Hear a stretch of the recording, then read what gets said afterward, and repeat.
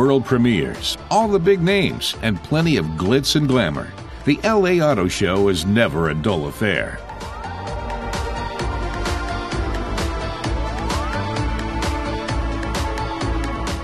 Test driver Matas Kurat says there are around 20 world premieres at the 2011 LA Auto Show. One is the Volkswagen CC, a revamped and all-new version of the car known previously in Europe as the Passat CC. It was 4 years ago that VW unveiled its four-door sedan in the 30 to 40,000 euro price range. The car maker succeeded in opening up a new market segment, selling over 270,000 Passat CCs.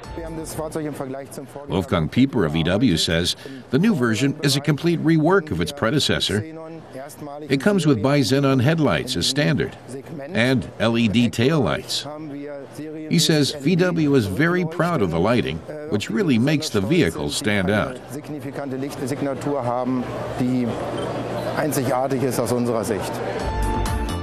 There's plenty of space inside, unusual for a sedan.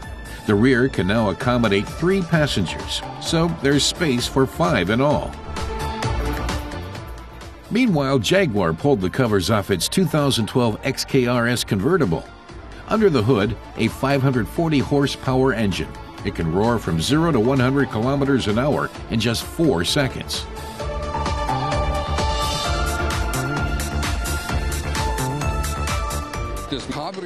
Ralph Spade of Jaguar says the convertible has very precise chassis dynamics, a very interesting engine that makes just the right sound, and its handling is excellent. The elegant convertible will be hitting the streets early next year and comes with a price tag of 138,000 euros in Germany. Matas Kurat says it's odd that supercharged cars sell so well here because in the land of unlimited opportunity there are limits on one thing, the speed at which you can drive.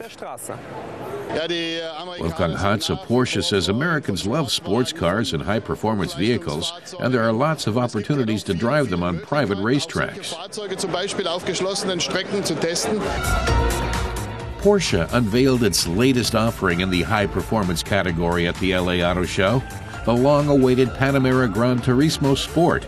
It boasts an aspirated 4.8-liter, 430-horsepower V8 engine.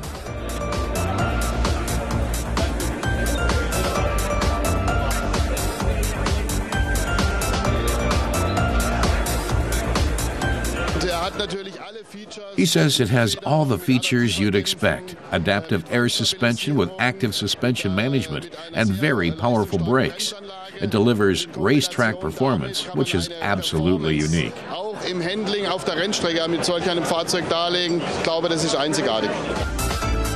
Mercedes has also been showing off its new high-performance machines. The SLK 55 is the latest model to get the AMG treatment. It comes with an 8-cylinder, 415-horsepower engine. And there was a world premiere for the ML63 AMG. The V8 engine with twin turbochargers packs 525 brake horsepower. He says unlike the E62 and C63 AMGs, the ML63 AMG only has a 5.5-liter engine. Even bigger engines can be found in a breed of vehicle thought doomed to extinction: supersized American cars. With fuel prices nudging $4 a gallon, getting around isn't as cheap as it used to be in the States. Matas says there is still hope for the planet, and that's because of the Coda. It's an electric car with a range of 240 kilometers and a top speed of 140 kilometers an hour. He says it might not look great, but perhaps that's what you have to expect if you want to save the planet.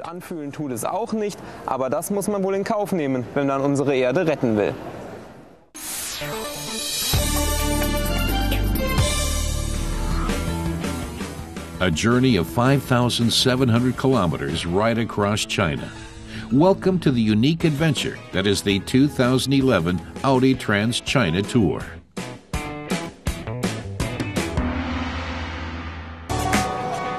The tour is split into 16 stages. The drivers can put the new Q3 to the test in a range of conditions, from big cities to rural off-road tracks.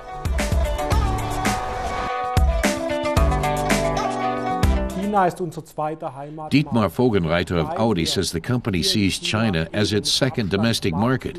Audi is market leader, and with 300,000 units sold this year, China is about to become its biggest market for sales.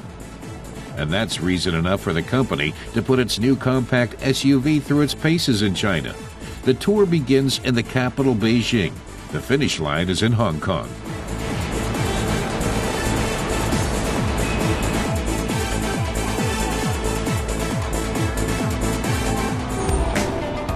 Audi wants to show what the new Q3 can do on the streets. Journalists from all over the world take the wheel in the 2-liter 170 brake horsepower TFSI. That's plenty of performance to master the challenges of driving in built-up areas. Traffic rules are liberally interpreted here. In most cities, it's a case of survival of the fittest. But despite the mass of cars, bikes, and other forms of transport, collisions are rare. It's an unusual challenge for race driver and Le Mans winner André Lotterer.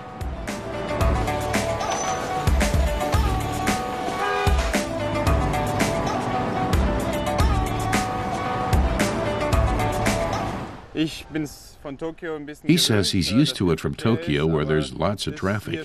But here it's a bit different. People use their horns a lot and don't stick to the lanes. They drift from left to right. You have to get used to it and follow the traffic. That's the way to do it.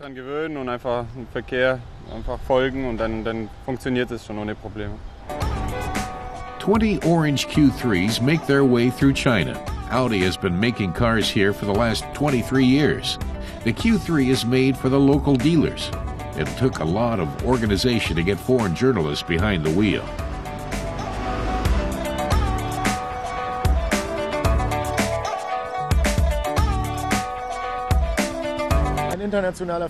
Florian Urbich from Audi says international driver's licenses aren't accepted in China. They had to get a Chinese license for all of the drivers, but you can only get that with a visa, so it took a long time to prepare. It took 3 months to apply for the licenses, and then there was the wait for the visas, so we had to decide a long time in advance who was coming and had little chance to change things later.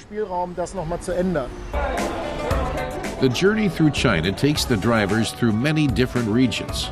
Mega cities are growing rapidly.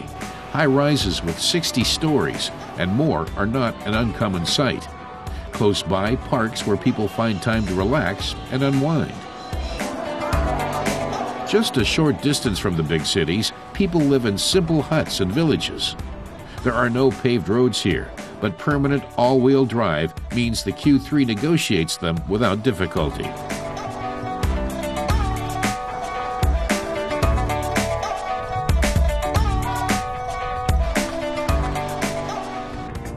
Audi knows what makes the Asian market tick. It sold 1 million cars over the last 2 decades, and it wants to double that number in just the next 3 years.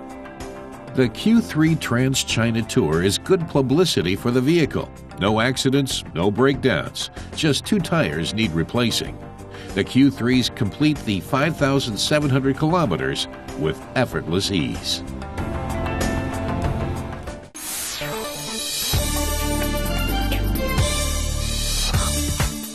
Ford is to unveil its 1-liter EcoBoost engine early next year. It will be under the hood of the new European Ford Focus. The company's plant in Cologne has already begun building the engine. The 1-liter engine is turbocharged and directly injected to produce 123 brake horsepower.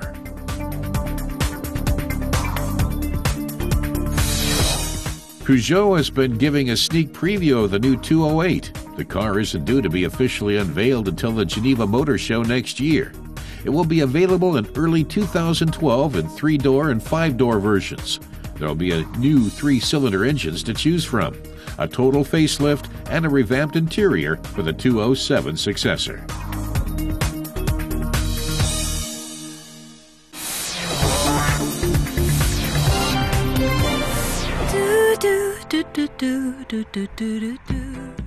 This is the story of 2 minivans, the VW Touran and the Chevrolet Orlando.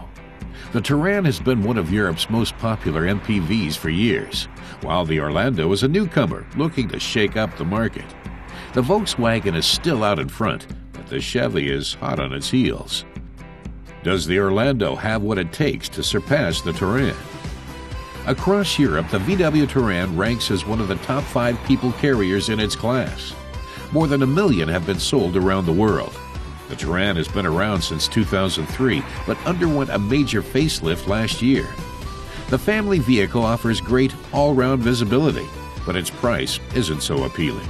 In Germany, the basic model sells for around 22,000 euros. Our test van with a 170 brake horsepower diesel engine and all the extras cost 12,000 euros more.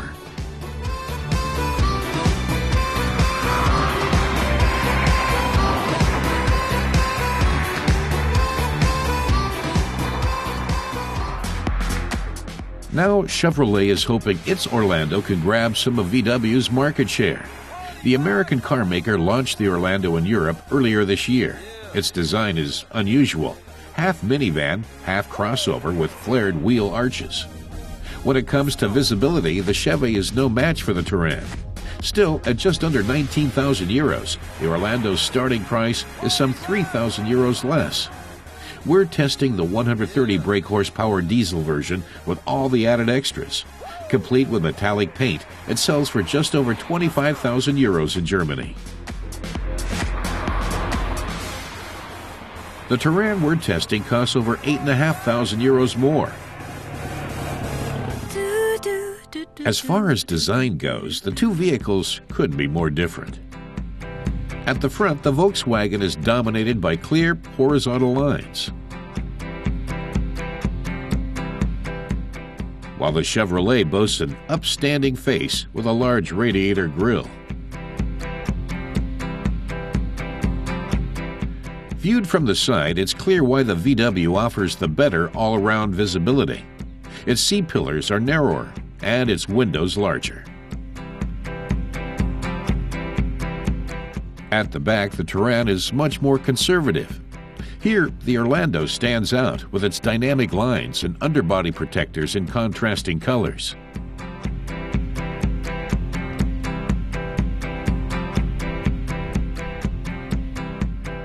The Orlando has a much more rugged look. It's 4 centimeters wider and 15 centimeters longer than the Touran. But do these figures make it any easier to load? Young families often need to transport a baby buggy. Here, one fits into the Touran with ease, but not into the Orlando. The Touran's trunk opening is simply bigger.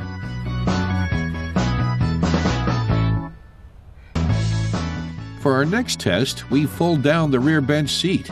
This involves 3 steps for the Touran, while the Orlando's rear bench is divided in 2. Now comes the hard part. It's easier to load the deck chair into the Touran.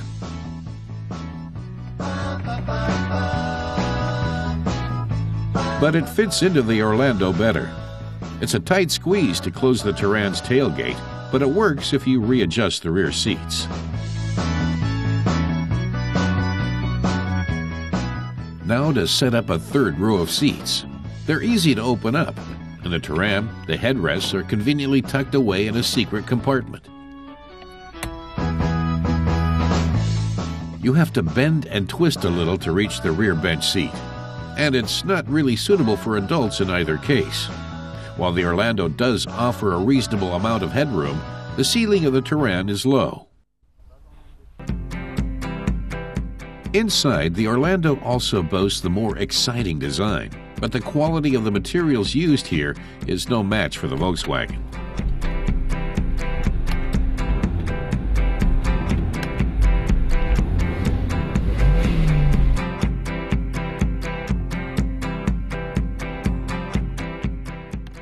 The Orlando's dashboard features a handy secret compartment, while the Touran offers practical fold-down trays for 2nd-row passengers. The Orlando put up a good fight, but it wasn't quite enough to beat the Touran. With its affordable price, the Chevy is sure to steer things up in the minivan segment, but VW is set to remain the pacesetter.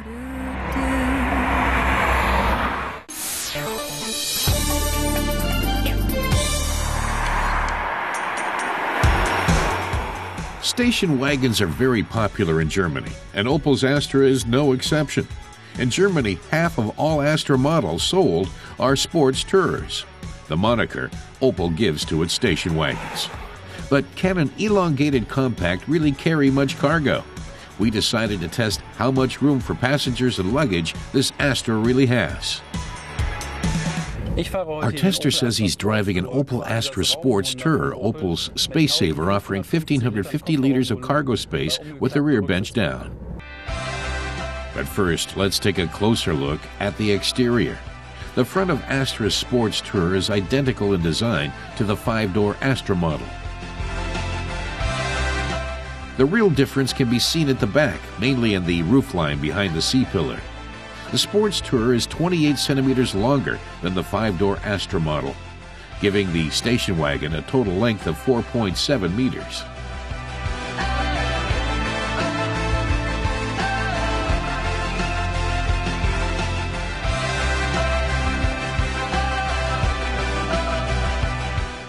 Opel offers the car with a choice of 7 engines, 3 diesel and 4 gas-powered. Our 123 brake horsepower 1.7-liter diesel has a maximum speed of 193 kilometers an hour, and the manufacturer says it consumes just 4.5 liters of diesel per 100 kilometers driven.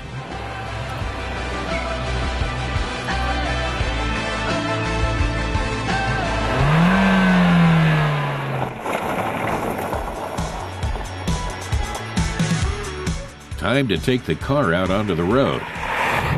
Our tester says he believes the Sports Tourer can really raise some dust. Unfortunately, he says in the lower revs, the turbo lag is quite considerable.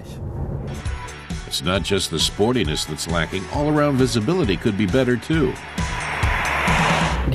Sasha says visibility out the front and back is unfortunately rather poor. Without the parking sensor system, which costs 500 euros, parking isn't much fun. The Sports Tourer, though, wins points for its active suspension. Sasha also likes the sports mode. He says when pressing the button, you clearly notice the throttle response. The suspension constantly adapts to the road surface and driving style. The same goes for the steering. Those who prefer a more comfortable ride can switch to Tour mode. The Sport Extras package boasts chrome-trimmed instruments. Matte black surfaces with aluminum trim add to the sporty look.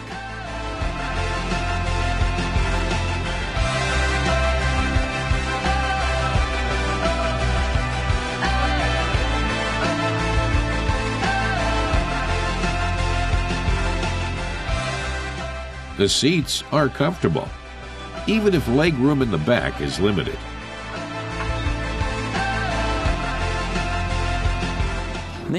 Sasha says the excavator in the background isn't the only machine here that can handle big loads. With its 500 liters of trunk space, the Astra Sports Tourer is right up there. And when you move the back seats, with the touch of a finger, you get a cargo bed that's 1.84 meters long. Our tester says if you don't need that much cargo space and want to take someone along instead, you can switch it back again. Though when he positions it, no one can sit there anymore. In Germany, a base model Sports Tourer costs 2,100 euros more than a standard 5-door Astra. Here, a 5-door Opel Astra has a starting price of 18,000 euros. Sasha concludes that unfortunately the Sports Tourer's extra length doesn't translate into much more cargo space, and he says the 123 brake horsepower engine is a bit too small for his taste. He feels it might be worth investing in a larger engine. So it's definitely worth taking this car out for a test drive before buying one.